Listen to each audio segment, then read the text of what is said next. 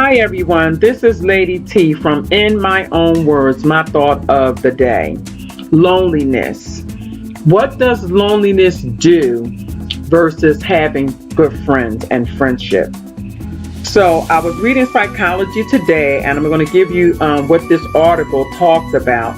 This article was written by Hara Estroff Marano and it was published on July 1st, 2003. And then it was revised on June 9th, 2016. So they talk about friendship is like food. We need it to survive. What is more, we seem to have a basic drive for it. Psychologists find that human beings have fundamental need for inclusion in group life and for close relationships. We are truly social animals. The upshot is we function best when this social need is met. It is easier to stay motivated to meet the varied challenges of life. In fact, evidence has been growing that when our need for social relationships is not met, we fall apart mentally and even physically. There are effects on the brain and on the body. Some effects work subtly through the exposure of multiple body systems to excessive amounts of stress hormones. Yet, the effects are distinct enough to be measured over time so that unmet social needs take a serious toll on health, eroding our arteries, creating high blood pressure, and even undermining learning and memory.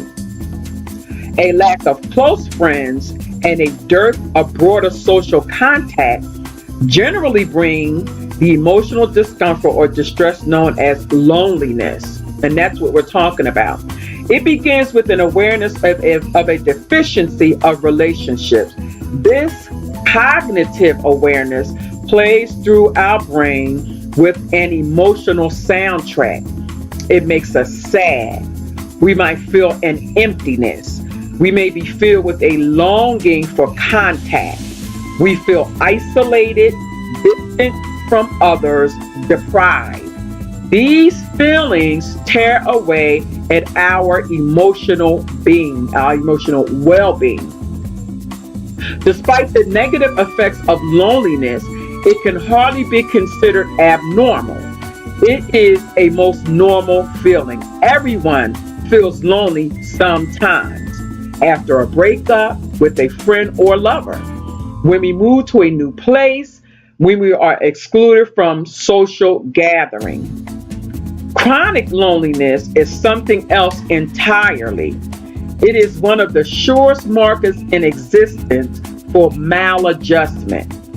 In children, it leads to all kinds of problems.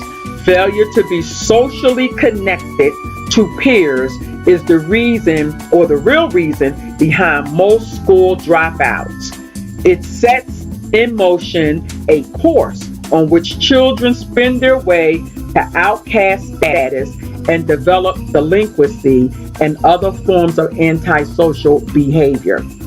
In adults, loneliness is a major precipitant of depression and alcoholism, and it increasingly appears to be the cause of a range of medical problems, some of which take decades to show up.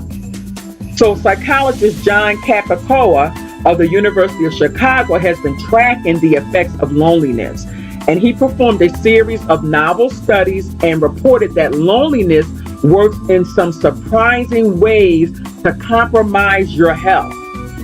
Perhaps most astonishing, in a survey he conducted, doctors themselves confided that provide better or more complete medical care to patients who have supportive families and are not socially isolated.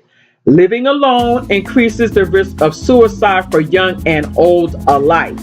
Lonely individuals report higher levels of perceived stress even when exposed to the same stressors as non-lonely people, and even when they are relaxing.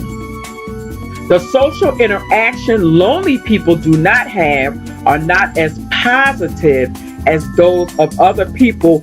Hence, the relationships they have do not buffer them from stress as relationships normally do.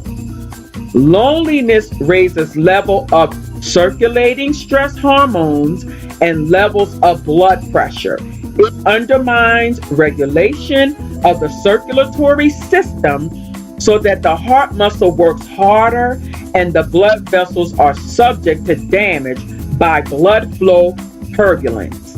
Loneliness destroys the quality and efficiency of sleep so that it is less restorative, both physically and psychologically. They wake up more at night and spend less time in bed actually sleeping than do the non-lonely.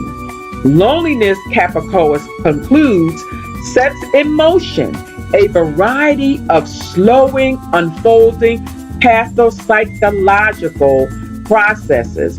The net result is that the lonely experience higher levels of cumulative wear and tear.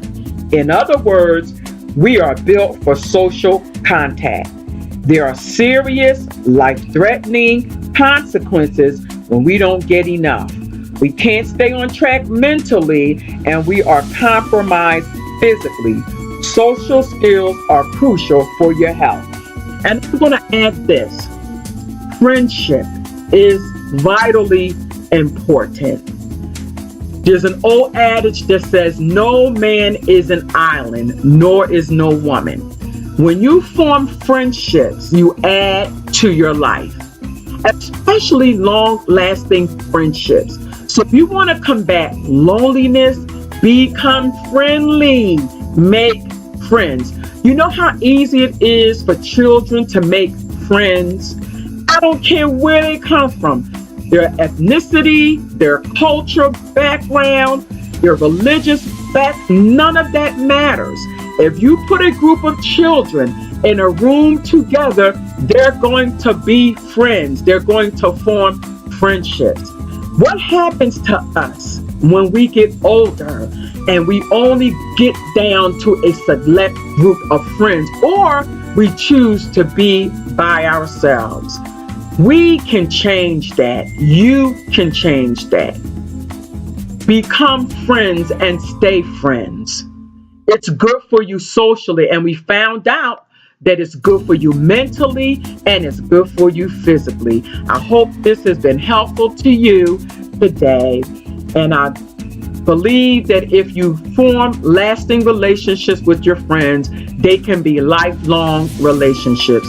All right, everyone, this is Lady T from In My Own Words, and that is another thought I had for the day.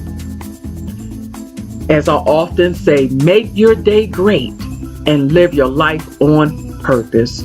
All right, everyone, take care. I'll talk to you soon.